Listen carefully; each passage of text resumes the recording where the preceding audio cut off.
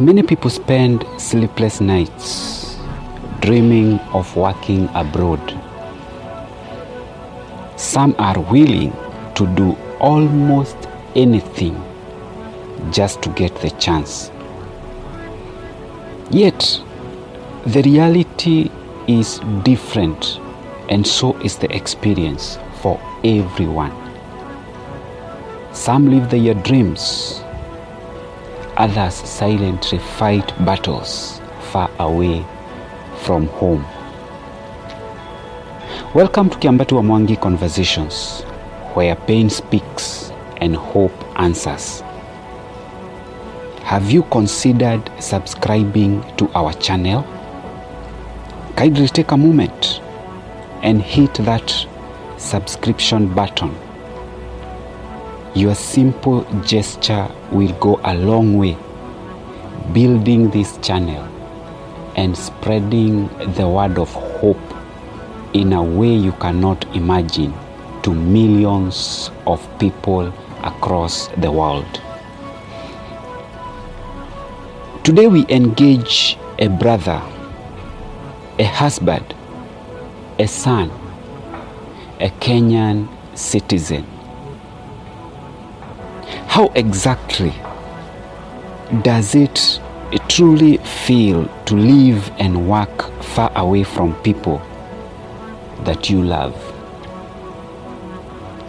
Let us find out as we get to hear his story. Please introduce yourself. Thank you very much. My name is Kelvin Mwaura. I'm the founder of Gimo Security Services and the CEO of Gimo Security Service. Oh wow, you mean I'm talking to a CEO? That's amazing. What exactly does Gimo Security Services do? Okay, we offer different services at the moment. We offer security guard services. We offer event guards. We also offer the K9 guarding, and we will grow to offer more services. At the moment, we are offering those three, but we are looking forward to offer more services than we are offering now. Okay, and where exactly are you based? We are based in Gatimo, near Tirisi. Okay, I am glad that now I am almost securing a job to see that I am conversing with a CEO.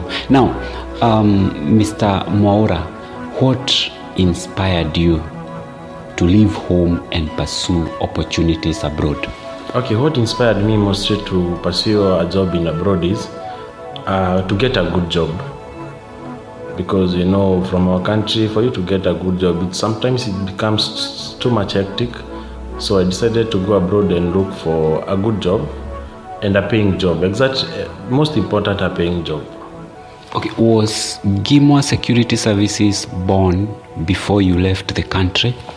Okay, well, Gimo Security Service, yeah, it was born before I left, but we had not finalized the paperwork and other things that we had not finalized. But now we have finalized everything, and now we are full operational.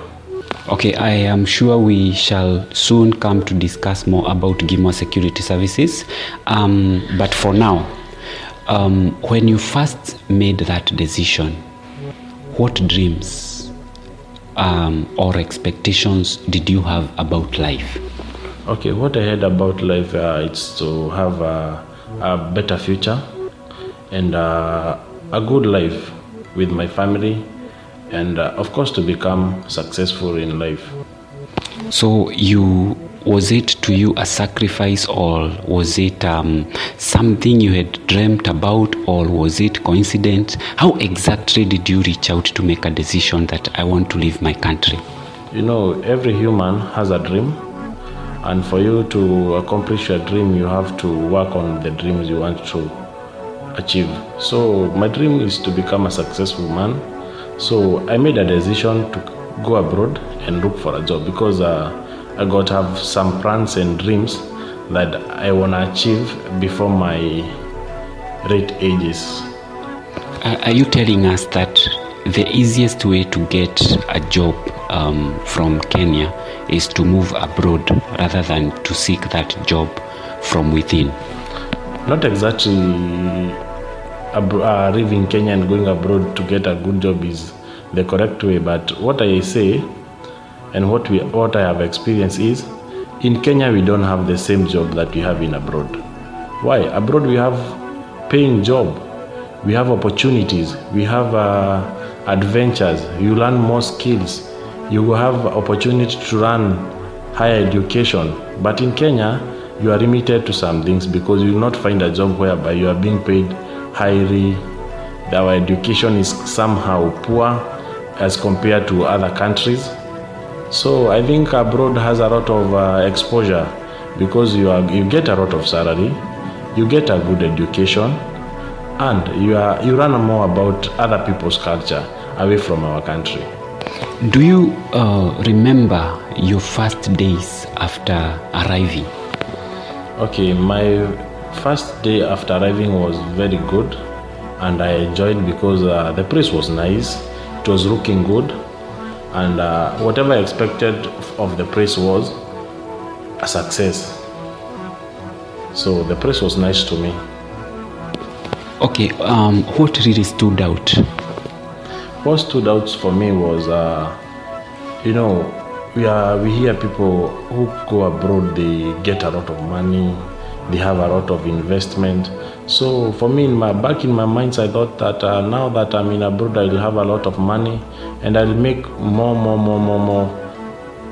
money and do more projects at home and do other projects within where I'm based now. Okay, let's focus on the very first day when you landed in your destination country. How was the environment like? I believe it was your first time to move from your country. What, from the eyesight and from how you felt the change of environment, how was it?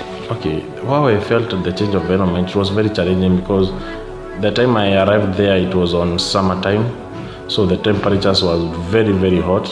Because in fact I arrived early morning at around 2, and the temperatures were very hot for me, and that was a challenge for me, and I felt like maybe I came to a wrong place, because if these are the temperatures and it's early morning, how about daytime? How will the temperatures be? So your first experience was very high temperatures, and did that make you feel like wanting to take the next flight back home?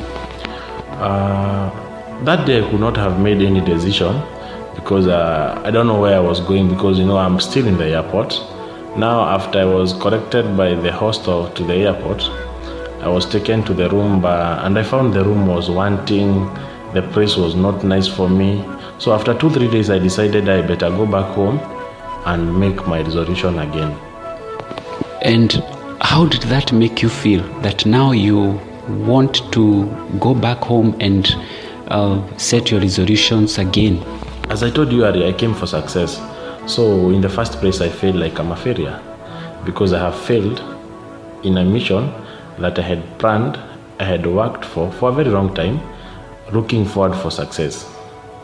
The temperatures made you fail, or it is the room that made you feel like a failure, or what exactly is this that within the first day you're already feeling like a failure?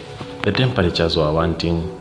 Away from the room, you can look for another room as you want, but the temperatures, you can't change them. The temperatures were very hot and wanting. I didn't enjoy the temperatures of the place.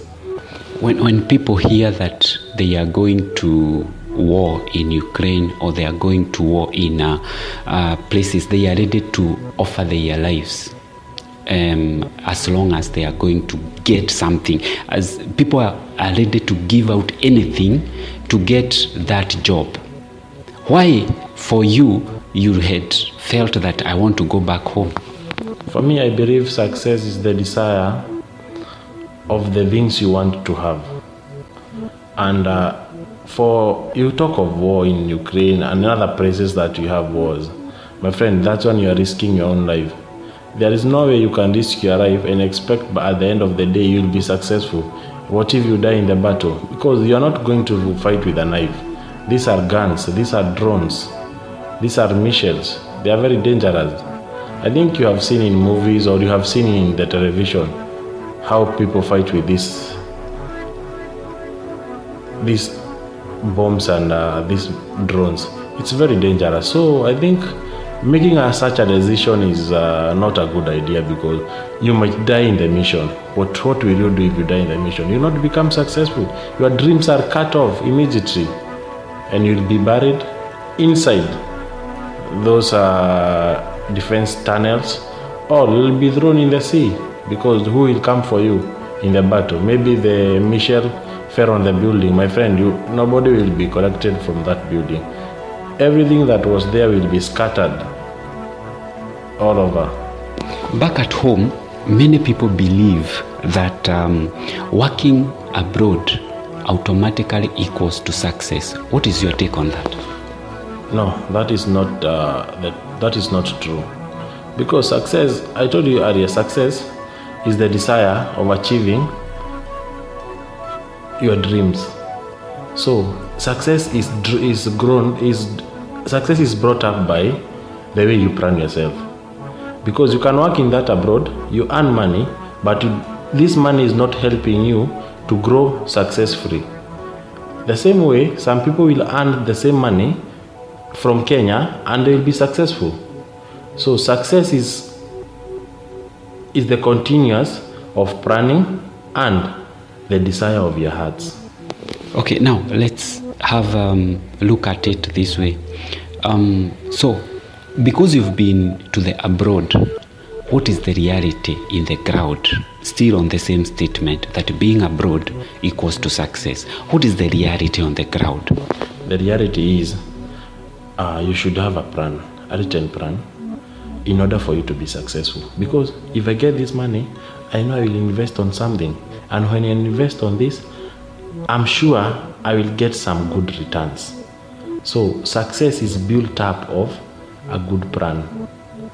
That's the problem many people have, because we don't have plans. We just have plans, but we have not written the plans down. We have not done enough research for the plans. And of course, I'm in abroad, so I will do a project at home. Whom will I trust with the project in the first place? So you have to do a good research and have a good person who you will trust with the project, because you will send funds. Maybe you are doing a huge project, so you will send a huge amount to the person who represents you there to work for you on your behalf. So a plan is the key thing to success. Planning and research, deep research. Don't do simple research. Do a deep research. What are the negatives? What are the positives of this project? How will this project be maintained even after I'm not working abroad? Will this job feed me when I leave this job? Will this job pay people who are employed by this job?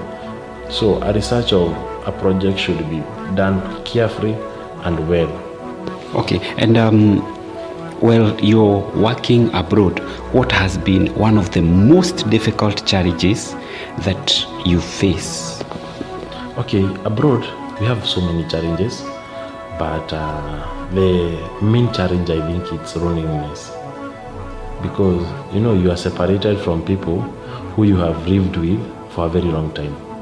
You have been with them from your childhood to adulthood. Now you have left to a new environment. You have gone to meet new people you don't know, people with different culture, people who are not talking the same language with you. So you find yourself you got to have some homesickness with you. So that's the biggest challenge that people in abroad face. So are you trying to tell us that you are amidst people, but you're feeling you are alone? Yeah, you feel alone. Because, for the fact be, you meet people who are not speaking the same language you're speaking. The only language we speak together is English, because it's an international language. But if you go to a place where people are speaking different language with you, and you find two people speaking the same language, you alone, you are speaking your own language, you can only have a conversation in English. My friend, those people will talk and laugh together, but for you, you'll be lonely, which will affect you mentally. So, loneliness amidst people. Now, has this loneliness overwhelmed you at some point? Yeah, sometimes I feel like I'm very lonely because from the place I work, I met people who are from the same country but with different cultures. So those people, they enjoy their own cultures, and I'm left alone. They speak the same language, so they make their own jokes, they laugh. So personally, I didn't feel well. I felt like I'm lonely because you see these people are doing their own things, they are doing their own culture, but for me, I'm left alone. So I felt lonely. And at such an instance, what exactly crosses your mind? Okay, what crosses my mind is before you go to abroad, make sure you research on where you are going and the people you are going to meet and the cultures and the rituals those people do, because that one is one of the factors that will make you not face the loneliness. Because if I made my decision well, I could have met the people who are of my own language, who are from my homeland, who we speak the same language. I think we could have shared stories of maybe political, maybe we could share stories of how school we used to do. But you see now, so we need to do a research on the locations and the places we are going to work. Okay, and what is something people back home often misunderstand about life you are living now? Okay, what people misunderstand is they think that you have gone to work for them. Little did they know you went to work for your own life. You went to work for your own purpose, and they think you are very rich. You know, these countries, life is very hard because I have to pay my rent, I have to pay my bills, and I have to pay some bills for some people in my home. So you find myself 50% of my earnings, I'm spending it on feeding myself, feeding my family, and giving them a simple life. Let me call it simple because it's just a simple life. So you find it very hectic because these people think you have a lot of money, but back in the mind, no money you have. You are struggling. So you're telling us that people believe you went to work for them. Yeah, that's what people believe. How did you come to terms with that, or how do you take that? Okay, why do I say this is because you see, when you talk with friends you used to be with them, these people are the people who will always ask money. And up to one point I told one guy that, you know, the same way you are working in Kenya is the same way I'm working here. The way I'm paid is the way you are paid. So the difference is, it's just I'm away from home and you are working at home. So do you feel these people, they have too much pressure they are giving you, or what word would you give them? Okay, they have too much pressure because you see these people, they will keep on calling, they will keep on texting you, up to a point whereby some will talk rude for you. And you know, you can't give someone money, or you can't help someone whenever you don't have the ability to help. Because for you to help, you have to have an ability to help. You have to be well off to help. You can't just help. So they think that you have refused to help, yet in your own calculations, you are not in a position to help. And these are the same people who will talk rudely.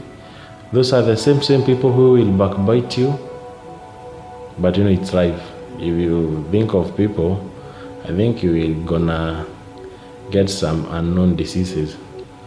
Okay, you've previously already painted to us a picture of how it is like that you're working with many people speaking different language and you feel alone. Now, at that point, do you think, or what do you think is the struggle that you people go through silently, that people, or that you rarely talk about it? Okay, we got to have so many challenges that we don't talk about them because we work for long hours, but we don't talk about the hours we work. And again, we got to have other many challenges.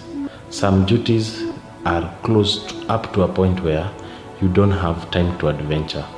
You don't have time to hang up with friends. You don't have time to move around. You can work in a state whereby you don't move anywhere. You just go early morning to work, evening you're back to your house, you do your house chores, you do your cleanings, then you sleep. Then early in the morning you go back to duty.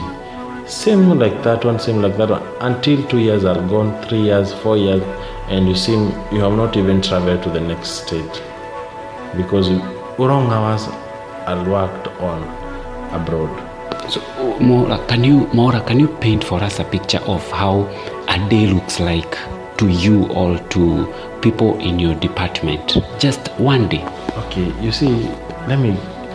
Okay, there are those people who we got to have, like, maybe let's look at those people who work for the shortest hours. Those who work for 12 hours. These people work for 12 hours. They go duty from 7 to 7. So 7 in the morning and 7 in the evening. Then other people will come 7 p.m. to 7 in the morning. So those are 2 shifts. Meaning you have to wait for someone to come and leave you so that you can read. These are the same way. You go back to the room, you cook, eat, wash your clothes, iron your clothes, then sleep, awaiting for the 7 o'clock to go back to work. You interchange like that one, and you find yourself a week is gone, a month is gone, a year is gone, another is gone, and gone and gone. Maybe you have a day whereby you go and rest. Now that day you decide maybe today I can visit another state and I see what is there.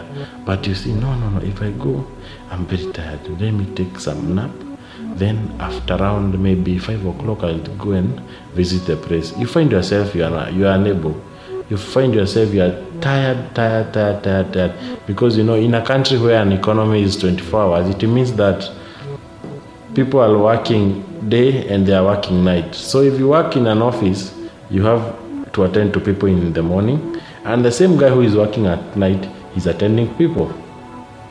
Okay, now have you ever had a moment when you questioned whether leaving home was worth it? Yeah, I questioned myself, leaving home, was it worth for me? Because I didn't work for long hours when I was back at home. So when I was back at home, I used to work for 8 hours, 7 hours, and I had enough freedom. I didn't have the homesickness. So I think working at home is good because you got to have freedom. Let me call it freedom in general. But for here, you are working for long hours. You don't have freedom. You are only. Sometimes I sit down and I go back in my room and I'm like, I've not talked to anyone and I'm tired. I'm just tired. I even don't cook. I just sleep because I'm tired. But the tiredness is brought by what? The loneliness, the freedom. Because abroad you have to report on duty every day, and if you are not reporting duty the following day, you have to report through a letter or through a message through WhatsApp or an email 6 hours or 12 hours before the day you want to not attend the duty. So it becomes a challenge. You are close up to a point whereby even if you get sick right now and you check your regulation and you find your time is not convenient for you reporting you are not going to duty, it's a challenge because you have to go, you do it tomorrow. So you'll struggle when you are sick to work so that tomorrow you can take your day off for a medical review. So it's a challenge. So I think it was not all. But now that I have stayed here and I've learned a lot and I've experienced a lot, I think I'm good to go. And now, during your hardest moment, who keeps you going? Okay, I have friends who I talk to, and these friends are the ones who make me feel lively and kicking. So those are the people who makes me feel like my life is moving ahead. This journey must have taught you a lot. Kaidre, can you pinpoint just one main lesson that you have in your mind now? Okay, this journey has taught me so many lessons. I have learned so many lessons. I've seen different experience from different people, but the main lesson above all is to have a good plan. A plan is the main lesson. Because if you plan your things well, automatically things flow.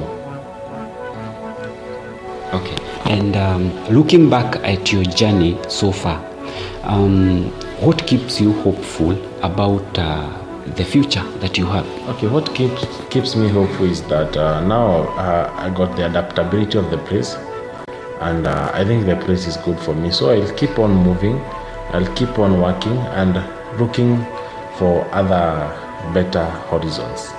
You know, we say the sky is the limit. So I'm looking for other better horizons that I have not experienced as times goes by. Someone back in your village, in your country, in your neighborhood is planning to go abroad to seek for job opportunities. I would like you to give them a piece of advice. Okay, anybody who is aspiring to come to abroad, well and good, it's good because we are here also trying to make our ends meet and trying to look for wealth or to be successful in life. So I would tell those people that before you come here, make sure you do a research of the place you are going to and the people you are going to associate with and the kind of job you are going to do. Because I think you have seen some people who have gone to those fighting countries and they are missing now. So it's good to do a good research on the places you are going, and it's good to know the people who you are going to associate with and the people who are taking you to there. But you know, most of the times we use agents to travel. These are the people you can believe, and those are the same people you can't believe, because of course you know how they do people. Some eat their money, some will dump you. So I think someone should do a good research. Talk to the people who are abroad. Ask them about this place. You know of this place? Ask about the place. Ask about the job. Ask about the company the agent is telling you.